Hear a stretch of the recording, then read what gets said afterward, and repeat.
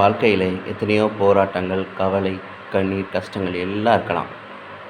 ஆனால் நம்ம கஷ்டம், கவலைகளெல்லாம் நம்ம கூட பிறந்தவங்ககிட்டயோ, சொந்தக்காரங்ககிட்டயோ நம்ம சொல்ல முடியாது. ஆனால் சொல்லணும்னா, அவங்களுக்கு காசு தேவை இருக்கும். காசு இருந்தால் தான் நம்ம வீட்டுக்குள்ளே ஏற்றுவாங்க. காசு இல்லைன்னா நம்ம வெளியே தான் நிற்க முடியும். அங்கே ஒரு பச்சை தண்ணி கூட நமக்கு கிடைக்காது.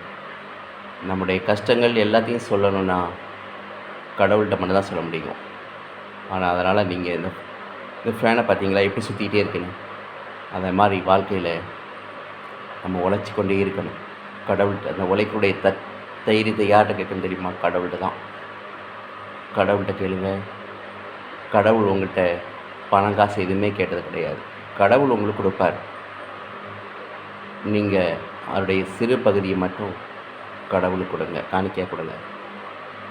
அதில் நம்ம மனசு தான் காரணம். அது கூட அவர் கேட்டதில்லை. வீடியோ பிடிச்சா லைக் பண்ணுங்கள். இந்த வீடியோவுக்கு சப்போர்ட் பண்ணுங்கள். கவலைப்படாதீங்க. வாழ்க்கையில் எல்லாருமே முன்னேறி வர முடியும்.